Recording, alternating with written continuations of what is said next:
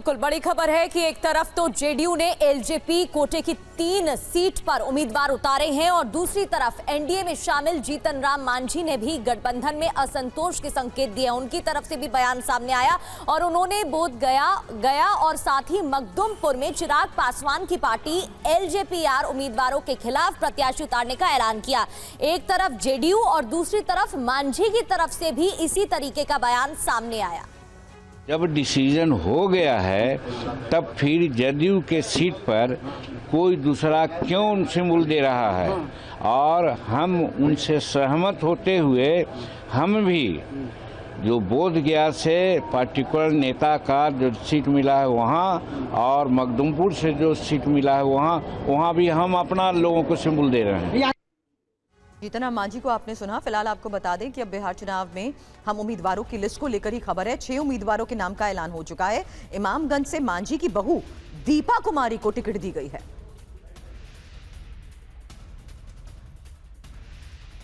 तो इसके अलावा कौन कौन से प्रत्याशी हैं अब आपको बताते हैं हम कि पहली सूची में 6 उम्मीदवार कौन हैं, उनके नाम क्या हैं। दीपा कुमारी जो जीतन राम मांझी की बहू हैं, उन्हें इमामगंज से टिकट दिया गया है। इसी तरह अनिल कुमार को टिकारी से, ज्योति देवी जीतन राम मांझी की समधन है, उन्हें भी टिकट दिया गया है। उन्हें 12 चट्टी से मैदान में उतारा गया है। रोमित कुमार की बात करें तो उन्हें भी टिकट दिया गया है। रोमित कुमार को अतरी से टिकट दिया है, तो वहीं प्रफुल्ल कुमार मांझी को सिकंदरा से मैदान में उतारा गया है। वहीं ललन राम को भी कटुंबा से मैदान में उतारा गया है। ये वो 6 उम्मीदवार जिनके नाम पहली सूची में जारी।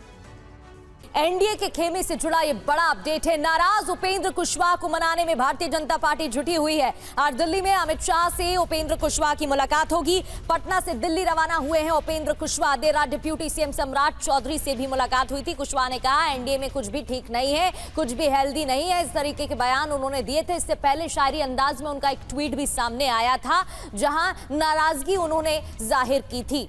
अब उनकी मुलाकात होनी है गृह मंत्री अमित शाह से। क्या उपेंद्र कुशवाहा के साथ साजिश हो रहा है? देखिए, क्वालिटी ऑफ सीट नहीं मिला है। This time nothing is well in NDA. Thank you. कुछ भी ठीक नहीं है। एनडीए से ही जुड़ी एक और बड़ी खबर है जहां चिराग पासवान ने उम्मीदवारों को सिंबल दिया और पार्टी के बिहार प्रदेश अध्यक्ष राजू तिवारी को मिला टिकट। गोविंदगंज से चुनाव लड़ेंगे राजू तिवारी। बखरी सुरक्षित से संजय पासवान को टिकट।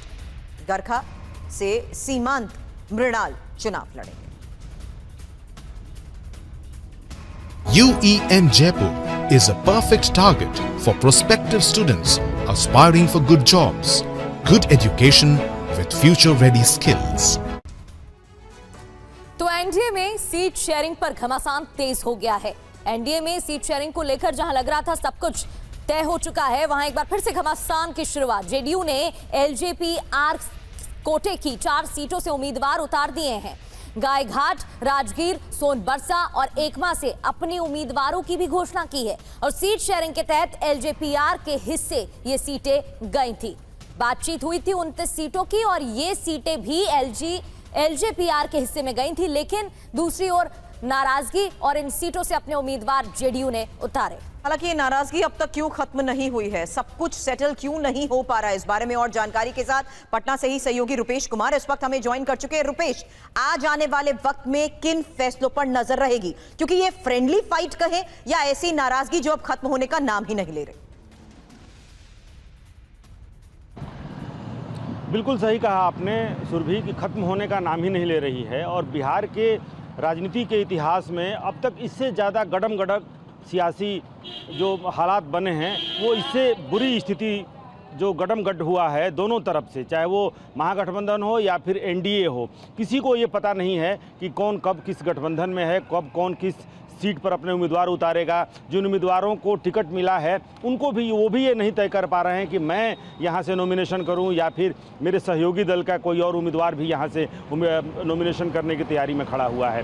2-3 चीज़ें दोनों तरफ से बहुत अहम हो गई हैं इस वक्त। चिराग पासवान बहुत अहम है। चिराग पासवान कुछ बोल नहीं रहे हैं और उनकी चुप्पी भी अपने आप में बहुत मायने रखती है। हालांकि चिराग पासवान ने अब अपने उम्मीदवार भी उतारने शुरू कर दिए हैं। 3 उम्मीदवार उन्होंने फिलहाल उतारे हैं अंतिम समय तक उपेंद्र कुशवाहा अभी तक नाराज हैं। भारतीय जनता पार्टी और आरजेडी दोनों खेमे की दो ऐसे दल हैं जिनका लोग अपने सहयोगियों को साधने में या यूं कहें कि मनाने में ही दम फुला हुआ है।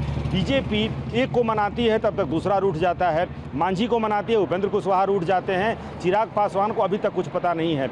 चुनाव है बिहार में, कल वो थे चंडीगढ़ में, लेकिन फिलहाल वो उम्मीदवार अपने खड़े कर रहे हैं। उपेंद्र कुशवाहा को रात में 1:30 बजे तक समझिए कि बीजेपी के तमाम कद्दावर नेता उपेंद्र कुशवाहा के आवास पर थे। उपेंद्र कुशवाहा को मनाने की कोशिश हो रही थी। वो चाह रहे हैं कि वैशाली या फिर शाहाबाद की 2 सीटें जो हैं वो चाह रहे हैं, जहां पर वो अपने उम्मीदवार, अपने परिवार के ही उम्मीदवार, अपने बेटे या बहू के लिए भी एक सीट वो चाह रहे थे। महुआ वो सीट भी चाह रहे हैं और शाहाबाद में भी एक सीट चाह रहे थे। जीतन राम मांझी ने कह दिया कि चिराग पासवान की जो 2 सीटें जो दी गई हैं मखदूमपुर और बोधगया, वहां पर हम अपने उम्मीदवार खड़े करेंगे, यानी वहां पर फ्रेंडली फाइट की स्थिति बन रही है।